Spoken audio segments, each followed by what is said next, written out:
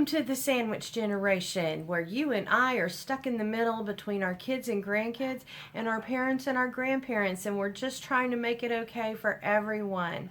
Today we're going to talk about helping your loved one transition if they live over here and you're moving them to senior living closer to you, across town, across the state, across the country. That's a big deal, and I know you can handle it, so let's dig in. The way most people move around in the sandwich generation is the family, the parents stay right here where they went to church forever, where they worked, where they have all of their friends, and then the kids may get a job somewhere else, or they may marry someone who lives further away, and so they'll move off. They might move off 30 minutes away, an hour away, a state away, across the country away. But there is usually a time where the parents and the kids don't live in the same town. And whenever that comes to senior living, it can be super tricky because the parents aren't necessarily wanting to live other places with you, or they would have already moved there, right? But what winds up happening is the kids need the parents closer to them.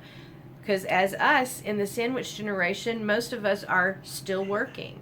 We may still have kids at home of our own. We may have grandkids that we're helping raise or helping pick up from school or take to daycare or whatever, right? Because we're the super busy generation. And your parents are over here in quote unquote Siberia, and you're trying to help them all the time. You're going back and forth. You're spending every single weekend with them, trying to set them up for success for the week. And at some point, there's a breaking point.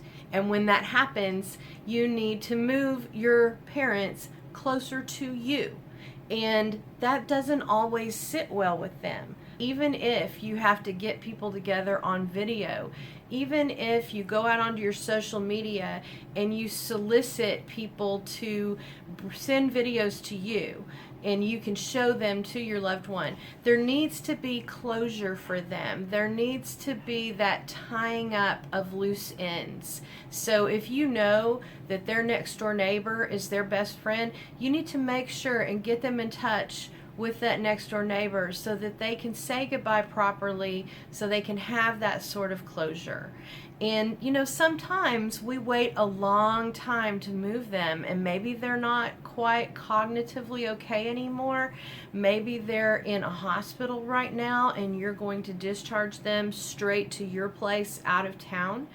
That happens. And so you have to be able to be flexible, because making that closure for them and smoothing this transition, not only is it incredibly important for them, it's going to help your life go by a lot easier, because the less you have to hear about how much they hate it where you've moved them because you pulled them out of where they were happy and comfortable, that's going to be easier on you, right?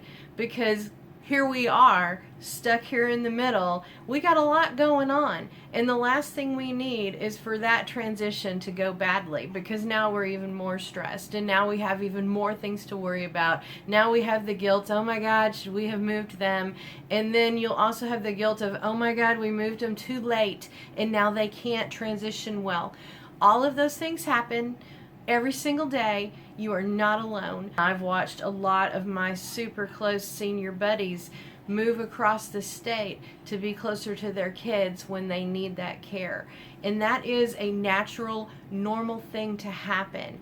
Don't let people tell you it's not, because there is that fine line where you want them to stay in their own home and have their friends. But as we all know, when things happen in senior living, they usually happen quickly, out of the blue, and all of a sudden it's in your face and you've got to move them. And those are all okay things. So hear me when I say this is normal. These are all natural reactions for you and for your parents. But sometimes it's got to be done.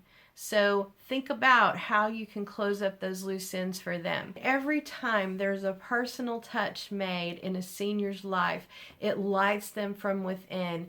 And if you want to be selfish about it, because we're not selfish very often, we're so busy with everyone, right? But really, if you think about it, anything you can do to make that personal connection for them is going to make your life easier.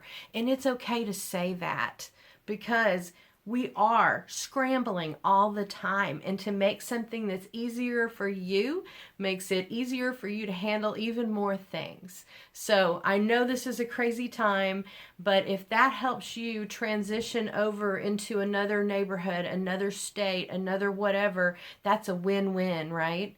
So let's stop for just a second. Let's think all these things through. Thank you so much for watching today.